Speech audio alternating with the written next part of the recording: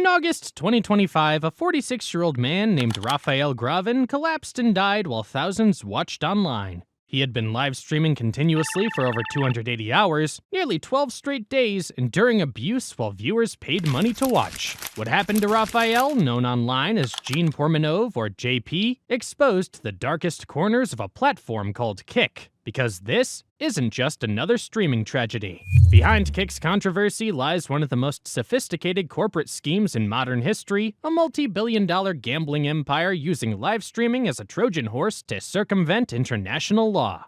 December 2022, Ed Craven and Bihan Tehrani launched Kick, promising content creators something revolutionary, a 95 to 5% revenue split instead of Twitch's brutal 50% cut. For struggling streamers, it was the deal. What they didn't advertise was that Kick wasn't really a streaming platform, it was an advertising network for an illegal casino. At 29 years old, Ed Craven had already built Stake.com into a cryptocurrency gambling juggernaut since 2017. The platform generated billions in revenue from a base in Curacao, a Caribbean tax haven with gambling laws so permissive they make Las Vegas look conservative. Drake alone was reportedly earning $100 million annually just for gambling on stream and promoting the platform to his millions of followers. Stake was simultaneously spending $12 million annually sponsoring Everton Football Club, $100 million over 3 years for Formula One naming rights, and $1 million more for UFC partnerships. For a company supposedly operating from a tiny Caribbean island, they had a remarkably deep pocket for mainstream legitimacy.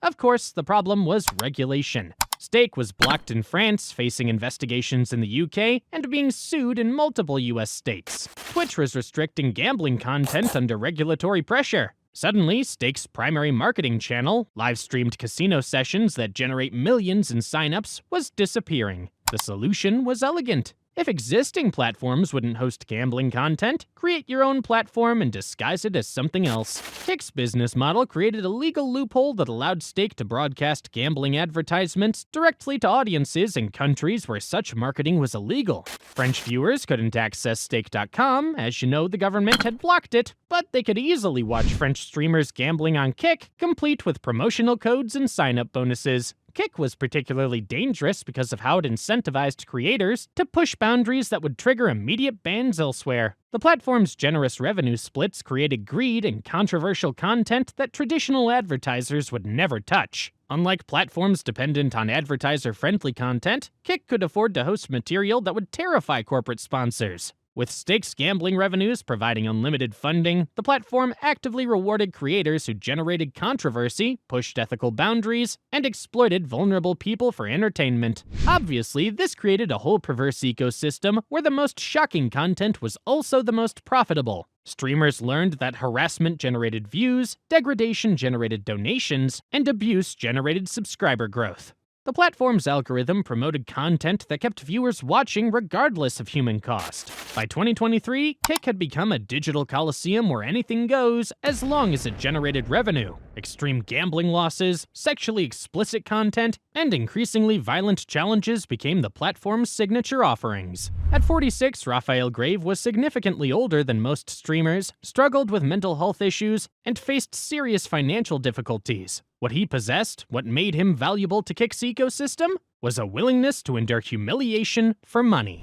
Known online as Jean Pormanove or JP, Raphaël had become a fixture in streams that weren't about gaming or entertainment in any traditional sense. They were about poor degradation broadcast to thousands of viewers who paid money to watch a vulnerable man be abused. The format is just horrifying. Other streamers would invite Raphaël to participate in challenges that invariably involved physical violence, psychological torture, or humiliating tasks. Footage shared on social media showed him being slapped, punched, or strangled by several men during broadcasts. Viewers could donate money to request specific forms of mistreatment or subscribe to channels that promised even more extreme content. What started as relatively minor pranks evolved into something far darker. Raphaël regularly endured shocking scenes of alleged humiliation and abuse at the hands of fellow streamers, creating a downward spiral where each session needed to be more extreme than the last to maintain audience engagement. Raphaël found himself trapped in this cycle where his only source of income came from agreeing to be tortured on camera. The more desperate his situation became, the more extreme content he was willing to endure. French media investigations later revealed that streamers involved in these abuse streams were earning tens of thousands of euros monthly, while their victims received only small portions of the revenue, sometimes as little as 50 to 100 euros for enduring hours of degradation. August 18th, 2025. Raphaël began what would become his final live stream, a marathon session that would continue for 280 hours, nearly 12 straight days without proper rest. The challenge involved him being subjected to ongoing abuse while viewers watched and paid for the privilege. For approximately 10 days, Raphaël endured violence and sleep deprivation while streaming continuously. The content escalated as exhaustion set in, with participants apparently competing to see how extreme they could make the abuse while maintaining the pretense of entertainment. The final moments were captured live. Video showed Raphaël lying immobile under a bed cover as one of the two men in the room threw a plastic water bottle in his direction. Shortly before his death, he reportedly experienced breathing difficulties. One donor alerted a participant nicknamed Naruto Sensandati, noting something was wrong. By the time emergency responders arrived at the property near Nice, it was too late. Raphaël Graven was pronounced dead, becoming the first person to die during a live stream on Kick, though certainly not the first victim of the platform's business model. French government minister Clara Chapaz called the streamer's death an absolute horror. The authorities launched an immediate investigation, with prosecutors treating the circumstances as potentially criminal. The autopsy ultimately revealed that Raphaël died of medical causes rather than direct violence, but this missed the larger point. Had months of systemic abuse, stress, and sleep deprivation contributed to his death? Why had a major streaming platform allowed this content to continue for months, profiting from streams that any reasonable observer would recognize as exploitation?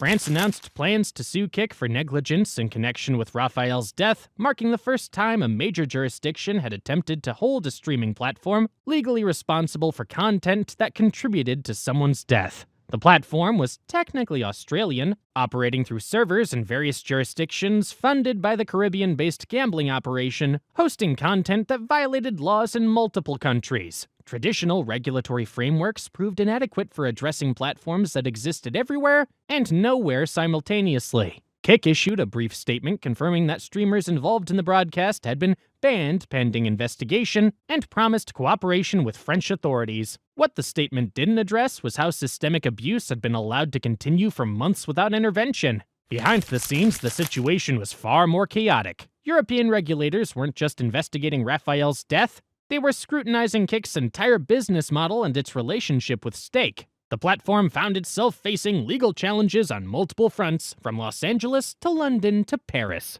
For a company built on creator freedom and minimal moderation, regulatory scrutiny was devastating and, my gosh, terrible. Suddenly, permissive policies were massive legal liabilities threatening the entire operation. The platform began quietly implementing restrictions that contradicted everything it had previously stood for. Gambling content faced new limitations, harassment policies were suddenly enforced, and exploitation streams were being banned without fanfare. But don't you think these changes are hypocritical? If Kick could implement stricter moderation after Raphaël's death, why hadn't they done so before? So that means exploitation had been profitable until it became legally risky. Media investigations had exposed the broader ecosystem of exploitation that Kick fostered, revealing that Raphaël's case wasn't isolated but part of a systemic pattern. The gambling connection that had once been Kick's secret advantage became its greatest liability, with every news story linking the platform to cryptocurrency casinos and regulatory violations. The case had become a template for understanding how modern platforms could cause real-world harm while maintaining legal distance from consequences. European authorities began developing new frameworks for digital duty of care, recognizing that existing regulations were inadequate for addressing platform-enabled exploitation. For the streaming industry as a whole, Kick's controversy created a reckoning about the true cost of creative freedom. Platforms began recognizing that minimal moderation didn't just create legal risks, it could enable systemic abuse that destroyed lives and communities. Today, Kick operates as a shadow of its former self. The platform that once promised unlimited creator freedom now operates under restrictions that would have been unthinkable during its early days. But sadly, the damage was already done. Raphaël Graven was dead, countless others have been systemically abused for profit, and an entire ecosystem of exploitation had been exposed that extended far beyond any single platform. The gambling industry faced increased scrutiny about circumventing regulations through streaming platforms. Even Drake, despite his $100 million annual deal with Stake, publicly called Ed Craven obnoxious. French authorities continue investigating whether systemic abuse could be prosecuted as criminal harassment under domestic law, potentially establishing precedents for platform liability in exploitation cases. Civil lawsuits remain pending, with Raphael's family considering action against both Kik and individual streamers involving his abuse. Raphaël Graven's death forces us to confront uncomfortable truths about the digital economy we've created. His tragedy was the logical endpoint of business models that prioritize engagement over ethics, growth over human dignity, and profit over people's lives. The story of Kik's rise and fall is all about what happens when technology companies lose sight of their fundamental obligation to do no harm. Behind every click, view, and subscription are real people whose lives can be destroyed when we build systems that treat human suffering as monetizable content. Raphael deserved better than to become entertainment for other people's profit. His death should have served as a permanent reminder of the consequences when we allow digital platforms to operate without meaningful accountability for the human cost of their business models. The question isn't whether we can create profitable platforms that respect human dignity. The question is whether we have the moral courage to demand that they do so, even when exploitation would have been more lucrative. What do you think? Drop your thoughts in the comments below. And if this story intrigued you, wait until you hear about this one. Click here to watch the story now.